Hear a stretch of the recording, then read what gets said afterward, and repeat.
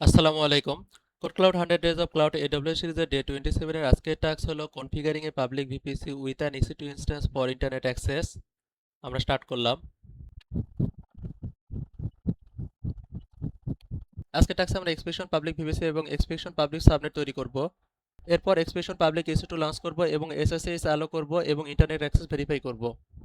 আমরা AWS credential দিয়ে AWS কনসোলে log in করব।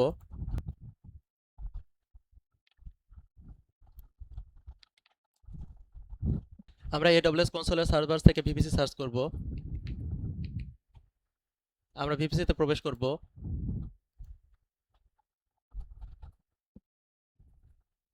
ভিপিসি ড্যাশবোর্ডে আমরা ক্রিয়েট ভিপিসি বাটনে ক্লিক করব। আমরা ভিপিসি অনলি সিলেক্ট করব। আমরা ভিপিসি এর নাম কপি করব। আমরা IPv4 CIDR ব্লক দিব। বাকি সবকিছু ডিফল্ট রেখে আমরা ক্রিয়েট ভিপিসি বাটনে ক্লিক করব। আমাদেরকে পাবলিক সাবনেট তৈরি করতে হবে। আমরা ভিপিসি ড্যাশবোর্ডের বাম পাশের মেনু থেকে সাবনেটে যাব। ক্রিয়েট সাবনেট বাটনে ক্লিক করব। সিলেক্ট এ ভিপিসি থেকে আমরা আমাদের তৈরি করা ভিপিসি চুজ করব। আমরা পাবলিক সাবনেটের নাম কপি করব। আমরা সাবনেটের CIDR ব্লক দিব। বাকি সবকিছু ডিফল্ট রেখে আমরা ক্রিয়েট সাবনেট বাটনে ক্লিক করব। আমরা সাবনেট চুজ করব। অ্যাকশনে যাব। এডিট সাবনেট সেটিংসে প্রবেশ করব। Enable auto assign public IPv4 address choose করব।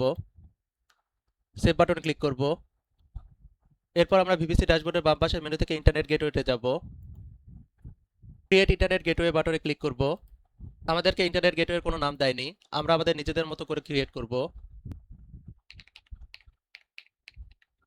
নাম দেওয়ার পর ক্রিয়েট ইন্টারনেট গেটওয়ে বাটনে ক্লিক করব। ইন্টারনেট গেটওয়েটিকে আমরা অ্যাটাচ টু ভিপিসি বাটনে ক্লিক করব। আমরা আমাদের ক্রিয়েট করা ভিপিসি সিলেক্ট করব। অ্যাটাচ ইন্টারনেট গেটওয়ে বাটনে ক্লিক করব। এরপর ভিপিসি ড্যাশবোর্ডের বাম পাশের মেনু থেকে আমরা রাউট টেবিলে প্রবেশ করব। ক্রিয়েট রাউট টেবিল বাটনে ক্লিক করব। রাউট টেবিলের কোনো নাম দেওয়া হয় নাই, আমরা আমাদের পছন্দ মতো নাম দিব।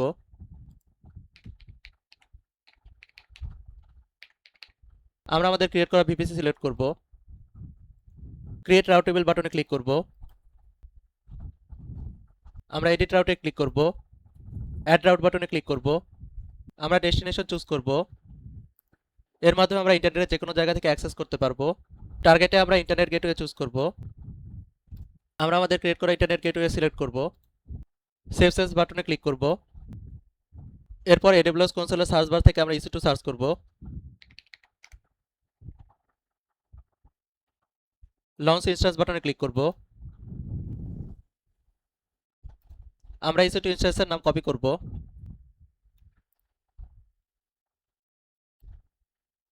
OS ইমেজ হিসাবে আমরা অ্যামাজন লিনাক্সই রাখব। ইনস্ট্যান্স টাইপ আমাদের T2 মাইক্রো রাখতে বলেছে।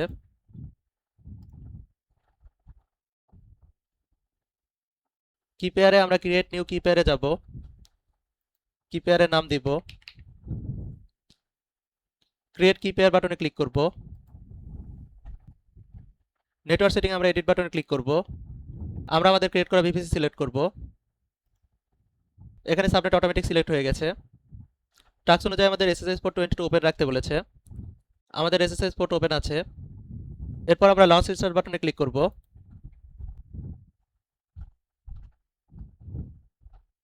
আমরা ইনস্ট্যান্সে প্রবেশ করব।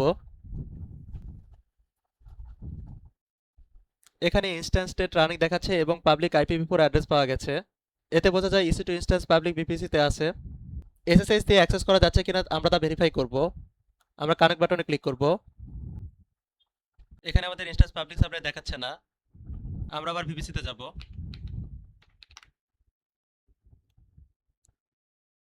আমরা রাউট টেবিলে যাব। আমাদের ক্রিয়েট করা রাউট টেবিল চুজ করব। আমরা এখানে সাবনেট অ্যাসোসিয়েশন করি নাই, সেজন্য এটা পাবলিক দেখাচ্ছে না। আমরা এডিট সাবনেট অ্যাসোসিয়েশন বাটনে ক্লিক করব। আমরা আমাদের সাবনেটটি চুজ করব। সেভ অ্যাসোসিয়েশন বাটনে ক্লিক করব। এবার আমরা EC2 তে যাব। ইনস্ট্যান্সে যাব। আমরা আমাদের EC2 ইনস্ট্যান্স চুজ করব। কানেক্ট বাটনে ক্লিক করব। কানেক্ট বাটনে ক্লিক করব।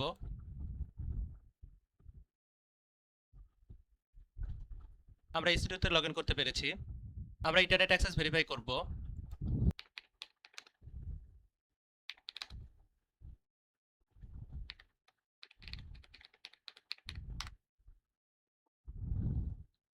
আমরা গুগল থেকে রিপ্লাই পাচ্ছি, এর মানে আমাদের VPC route table internet gateway এবং পাবলিক আইপি কনফিগারেশন সঠিকভাবে কাজ করছে এবং ইসি2 ইনস্ট্যান্স ইন্টারনেট অ্যাক্সেস করতে পারছে।